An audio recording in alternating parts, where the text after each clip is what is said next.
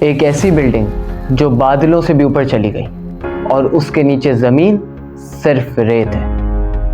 اگر تم لوگ ایک پینسل کو ریت پر کھڑا کرنے کی کوشش کرو تو وہ گر جائے گی، تو ذرا یہ سوچو کہ 828 میٹر اونچی بلڈنگ کیسے اب تک ایک ریت پر ٹکی ہوئی ہے۔ 2009 میں دبئی کی زمین پر سول انجینئرز نے ایک ایسی بلڈنگ تیار کی جس کو دیکھ کر دنیا آج بھی حیران ہے۔ یہ بلڈنگ برج خلیفہ ہے اور یہ 828 میٹر اونچی بلڈنگ ہے۔ دبئی کی زمین سخت نہیں ہے، ریتیلی ہے، اور ایک سول انجینئر کے لیے سب سے ڈیفیکلٹ ٹاسک یہ ہوتا ہے کہ ریتیلی زمین پر اونچی بلڈنگ تیار کرنا۔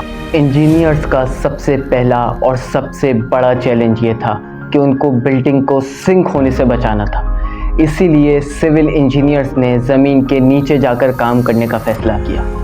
انہوں نے hundreds of deep reinforce cement concrete کی پائلز بنائی اور سوائل کی ہارڈ لیئر تک پہنچ جاتی ہیں، مطلب بلڈنگ کا سارا لوڈ پائلز کے ذریعے زمین کی ہارڈ سوائل تک پہنچ جاتا ہے۔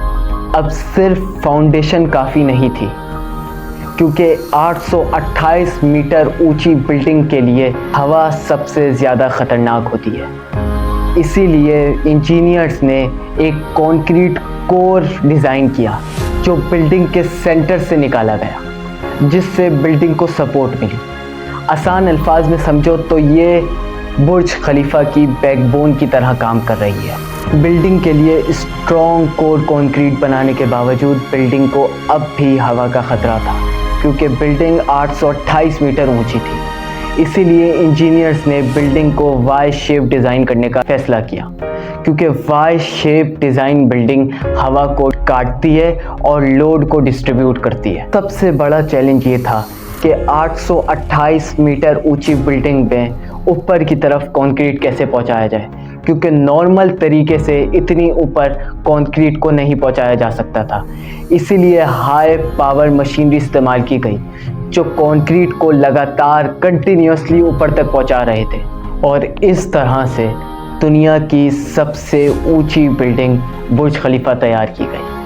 اور اس طریقے کی انفارمیٹیو ویڈیوز دیکھنے کے لیے میرے چینل کو لازمی سبسکرائب کرو۔